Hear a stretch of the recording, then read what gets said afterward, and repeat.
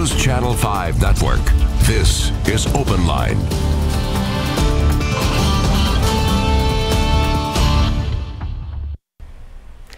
Good evening, everyone. Welcome to OpenLine. I'm Carrie Sharp. We have a great topic to just dig our teeth into tonight, and it all stems from this book, Ending Our Uncivil War. And I think probably a lot of you will agree with me. We are just in a bad spot right now when it comes to how we treat each other, how we talk about each other, how we talk with each other in this country.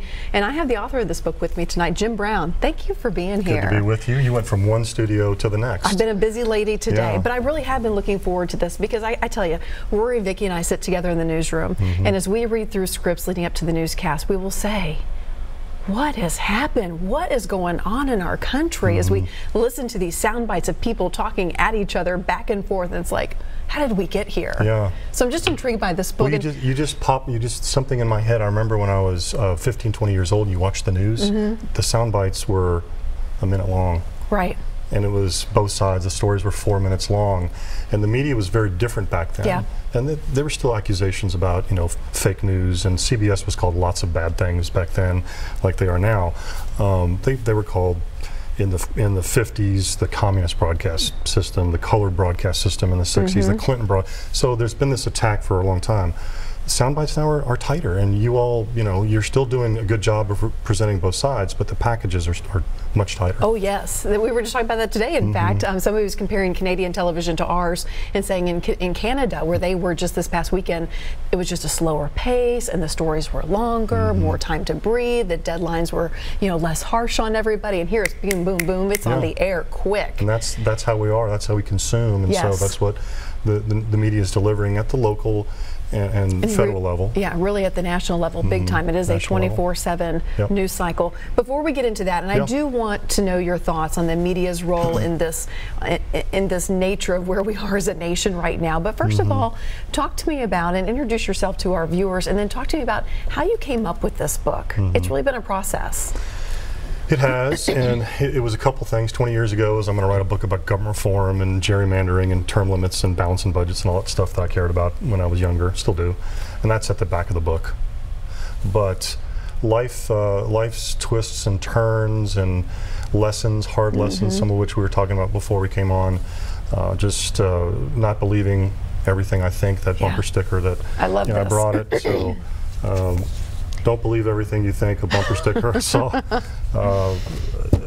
was about a year after I lost my wife to cancer. I'm on the bike, I'm in Hillwood, Westmead. I see the hippie dude with the car, 30 bumper stickers, and I see that one, and I start laughing, like, you know, everyone starts laughing. Yeah.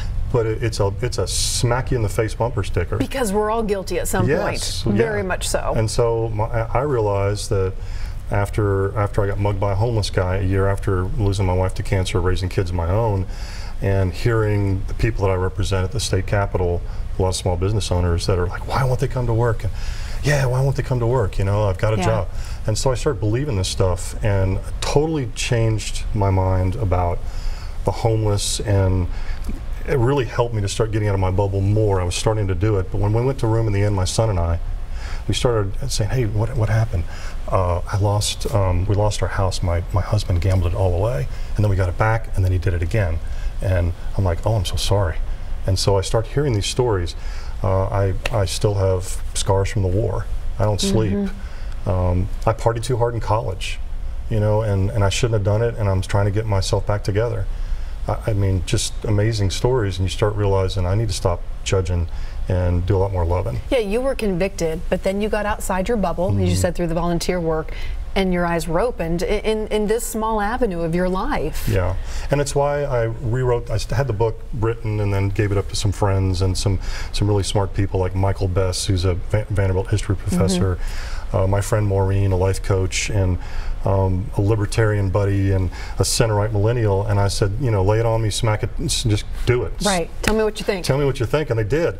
And that's so scary when you ask for that. Let it go, right? Right. And they were, you know, about 80–90% of the stuff I needed to rework, and some of their suggestions. They liked the book, but they said, you're a little firm here. You don't back it up here.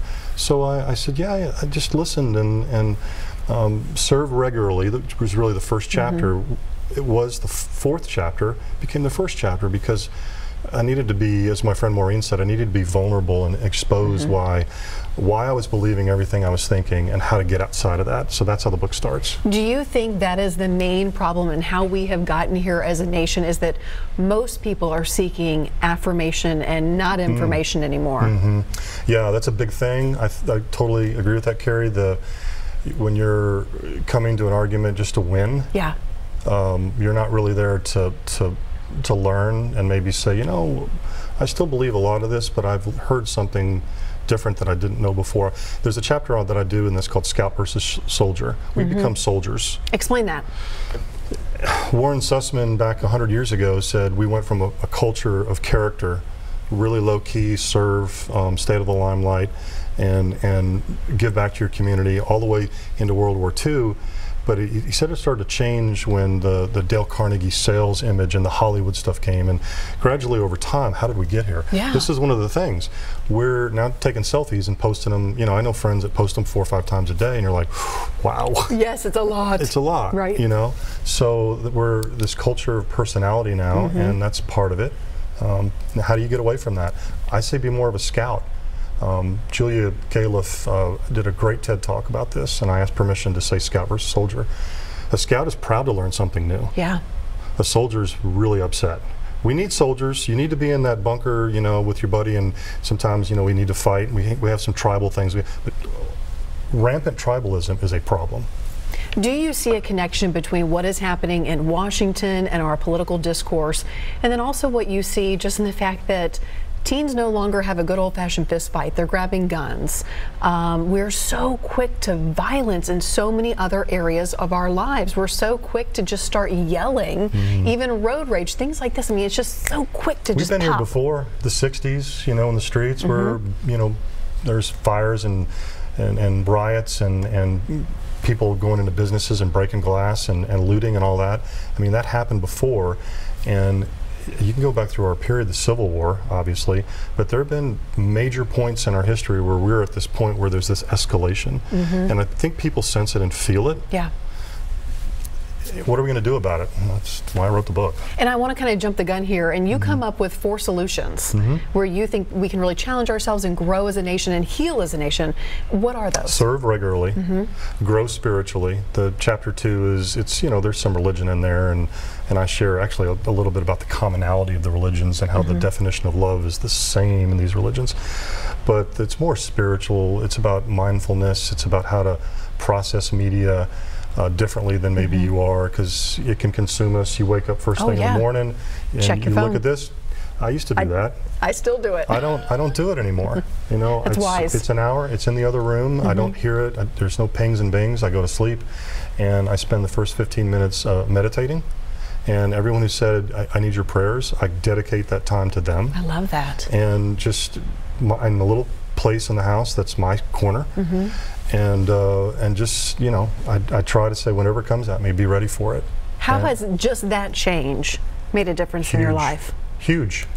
Start your day. Richard Rohr, who endorsed the book, he's kind of a funky Franciscan priest, but he's had a big impact on a lot of people in my family's lives.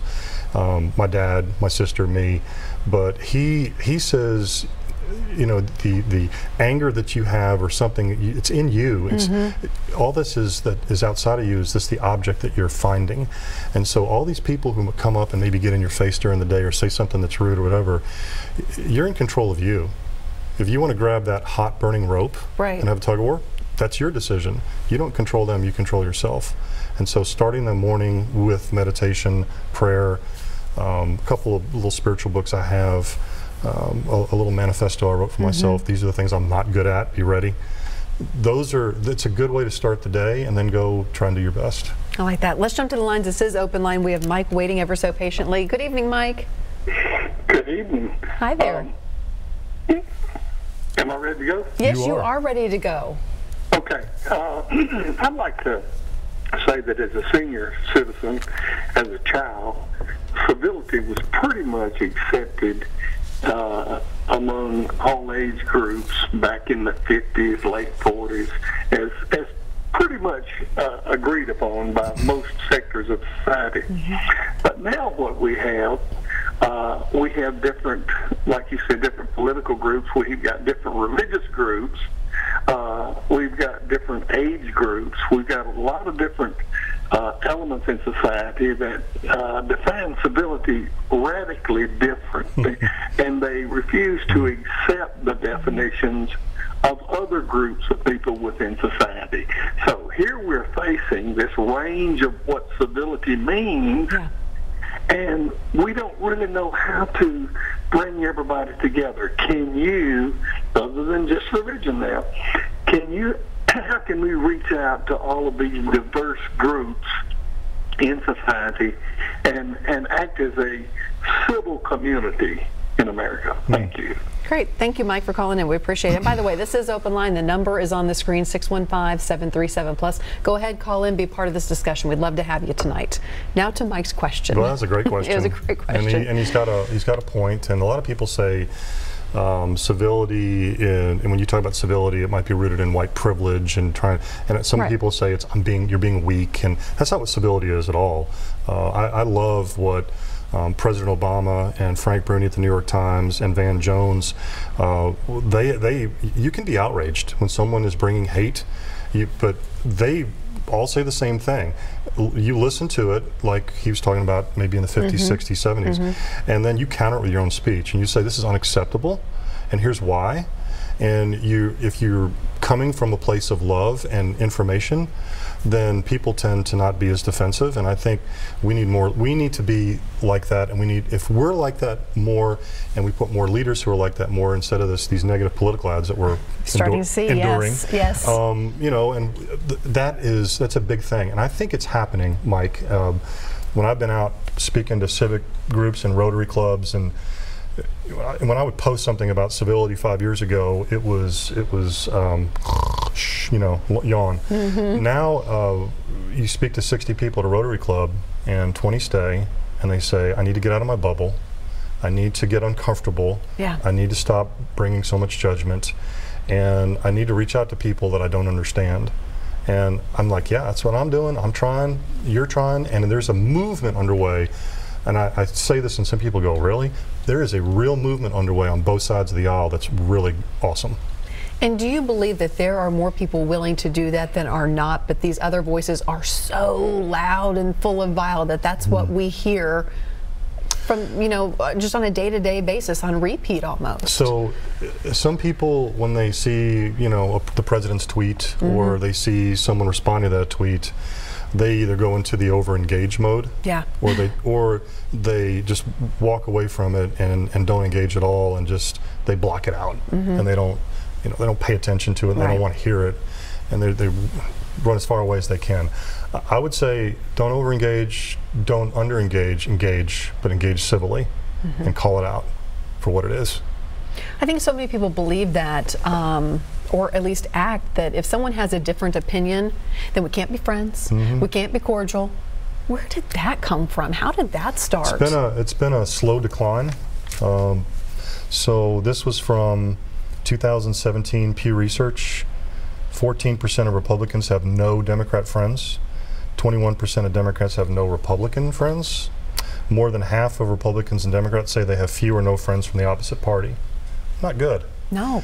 So in 1994, this was another survey, 57% of Democrats had an unfavorable view of Republicans, 68% of Republicans had an unfavorable view of Democrats.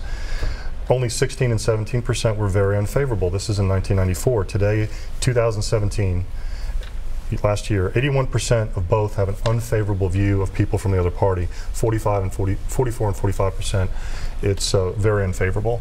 So it's been a slow decline. We're in this binary age, either or. There is no truth on the other side. We've embraced that. But I think there's a counter movement that's going on that says, you know what, there's a lot of nuance and complexity here, and I'm going to get outside my bubble. So, you know, you even see it with some of the governor ads that are running right now on the Republican side, and I'm not picking sides. It stands out to me right now. It seems as though one candidate is saying, "No, I'm the most conservative and running for the corner." It's like they're not. They want to distance themselves and have the farthest distance from the Democrats. And you know, it's very telling, I think. Yeah. Just, you know, it's that run from I'm going to be way over here. Oh, I can speak to how I view life and not how those ads are. They don't resonate with me, and a lot of others. But they do resonate with people that look at you know, things in a binary way. But I started that opinion piece in the Tennessean with God is on my side. No, God is on my side. Yes. And we talked about this on Morning Line the other day. I think God is on our side, all of our side. And once we get back to that, which is the true definition of uncorrupted religion and really living your faith, we'll have fewer of those ads. Let's get to the lines again. We have Randy on the line. Randy, thanks for being with us tonight. Thank you. Thank you for calling in. What's your comment? What's your question?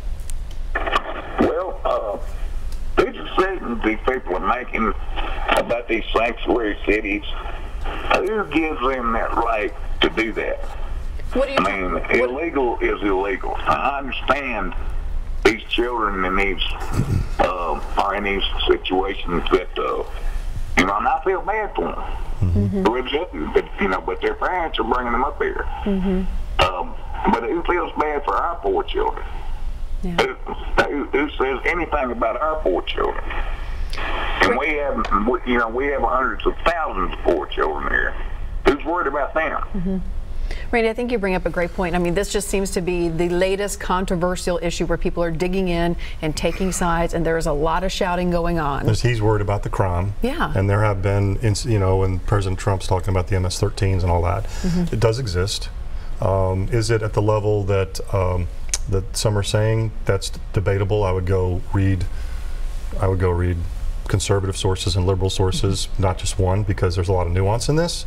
But what I do see, we were talking earlier before we came on the air about how did we get here. Yeah. This is just Congress not doing its job for so long, and two branches of government that are now basically taken over, while Congress can't do visa reform, H-1A, H-2B visa reform, help farmers have people come and go that are good people that want to come for 6 months, landscape architects, all those folks that really, because the visa program is so awful, they can't. So our policies encourage illegal immigration.